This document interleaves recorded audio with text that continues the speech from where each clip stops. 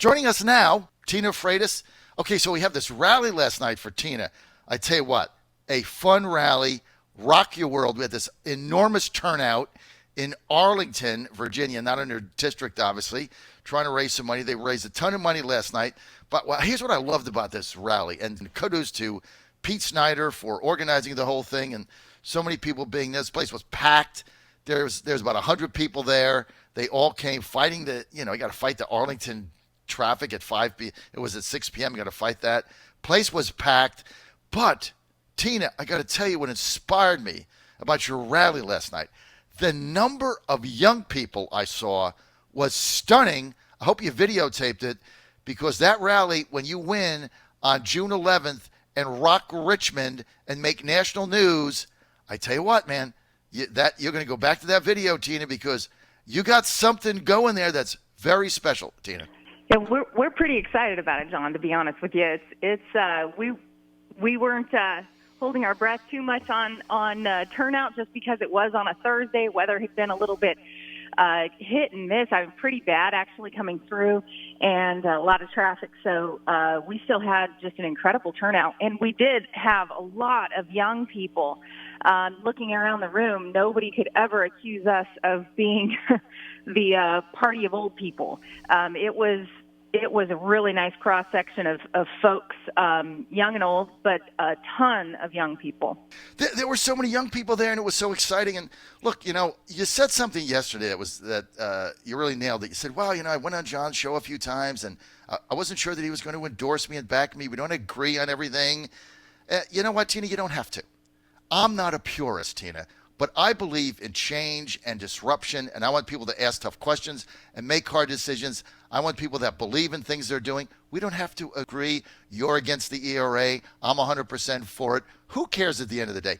The main thing is, look, we got a guy in there, Emmett Hanger. I don't know how old this guy is. Nice guy. Look, spend time with your grandkids, right? Time to get out, bring new, fresh blood in that can get things done. Have a different way. I mean, we're about citizen legislators, not career entrenched lobbyist retread politicians. And that's why I think you're going to win this race. There's going to be two upsets, folks, on June 11th, and they're going to rock everybody. Tina Freitas is going to win this race on June 11th. She is going to beat Emmett Hanger. She comes from nowhere. Nobody expected it. And sidebar, Joe Morrissey is going to win his race.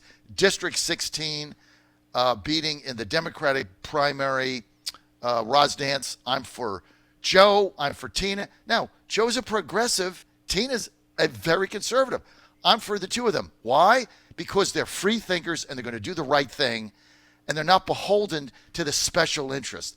That's the thing, Tina. That's why if you go there, you're going to be the disruptor in the Senate, and I can't wait. I tell you what a great job last night by Pete Snyder putting that on. Right? It was excellent. You all were. It was great to see so many familiar faces. I mean, we had Morton Blackwell there. We had Pete Snyder there. Tim Phillips was there from AFP visiting. I'm still trying to get them to endorse, but I'm not sure how that's going to go. However, it was just incredible. I just really appreciated all of the support that we got, and of course the fundraising as well, because that's going to help us do some last-minute buys that we did not expect to get to do. So that's great. Well, I love last-minute buys, Tina, especially when they're on the radio and the John Fredericks Radio Network. Boy, there's nothing better than that. If you want to win, you advertise with us. That's going to put you over the top, guaranteed, as they say. But I tell you, that rally last night, and I hope you have another one before, like on the Sunday maybe before or the Monday before the 11th, because to get your supporters together and to get such a diverse group together, right? And one of the things I said last evening is you did something that nobody could do, not the RNC, not the Republican Party of Virginia, not the Trump people, which is get me and Morton on the same stage supporting the same candidate, because we're at totally opposite ends on things. So that speaks to the coalition. This is what I want to get through today. What you're putting together, Tina, is a coalition of different people that have different views but believe in you personally and believe that you're going to go to Richmond and you're going to do the right thing and you're not going to be beholden to the elite establishment, money-driven class. That's why I think you've been able to get young people and older people, conservatives and others, Trump supporters like me. Very difficult to do in today's environment, and you're able to do that. Absolutely. Absolutely. I think that folks just really want to know. I mean, they don't mind if they disagree with you. They just want to know where you stand honestly so that they just know, yes or no, do we agree, do we not agree? At least I know where you stand. And unfortunately, in this current race, no one has any idea where Emmett stands because all of his literature and his rhetoric says one thing, and then his voting record says something completely different. And he's just cashing in all these favors he's done throughout his almost 4 decades of being in the legislature. So, it's definitely, money talks a lot when you've been there forever and you've done a lot of favors. You end up having a war chest to spend. So, yeah, it's amazing to see folks. I mean, it's pretty uncommon to have folks come on board and want to support a primary challenge to an incumbent of this magnitude, I guess you could say. So I am very excited. I do look forward to representing the people of the 24th Senate District. Well, I tell you what, you got to hand it to Pete Snyder too for putting this on because I think Pete is the leading candidate for governor in 2021. And think about this. You've got a Republican who's a leading candidate for governor in 2021. A lot of these politicians don't want to take a stand in any of these primaries. They don't want to offend this one or that faction or this faction. And, Pete goes on, he backs your candidacy. It's an insurgent candidacy, right, against an entrenched incumbent with a lot of power there, with a lot of money, with a lot of connections. And, Pete puts himself on the line and says, whether it's politically expedient for me or not, I don't care. I'm going to do what I think is the right thing. That's why I think he's going to be a very tough candidate on the Republican side in 2021 because, Chuck, it's just what you said. People just want authenticity, right? That's what they're looking for now. Tell me what you're going to do. I don't have to agree with 100% of it. Tell me what you're going to do. I can fight with you on some things. We can agree on some things, but I want to know where you stand. And that's what I'm looking for. And I'm tired of these people going there and being totally corrupted by the system. And they're more concerned about, like, Roz Dance, Emmett Hanger, what committees they're on, who's chairman of this, who's got power here, who makes this call, who's on their staff, who talked to them. All this nonsense, how much money they raise. You, on the other hand, want to get things done, and I appreciate that. Although I know when you're there, we're going to be fighting over casino gambling, and I'm going to win on that one, and you're going to lose. I don't think we'll be fighting over that, really. I mean, there's no reason to fight.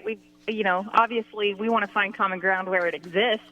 I'm just not going to chase people to the left trying to get middle ground. I will not do that. But, as far as principle goes, I'm not going to be compromising on that. Folks know that. If they don't like my principles, they don't vote for me. And it's simple as that. If they do, then they do vote for me. But absolutely, I absolutely want to go to the negotiating table and talk about where the common ground actually is. And so, of course. Well, we need casino gambling, and we need sportsbook gambling, Tina, because the money is going to Maryland, West Virginia, Delaware, MGM, Dover Downs. That's where it goes, right? Hollywood. So let's keep it here. Tina, tell me, you've got, May 31st. You got 11 days. How are you going to win this race? We are winning this race on the ground. My team is, they've surpassed, I think I said last night, they've surpassed 30,000 doors. I believe it's closer to 40,000. I just didn't want to inflate the number at all. I've knocked, between 4,000 and 5,000 doors myself and I'm not talking just a lit drop. I go and I talk to these folks, and overwhelmingly, they're turning to me, and more, I'm going to a door and they already know who I am. They've already decided they're voting for me. They're just glad I'm there.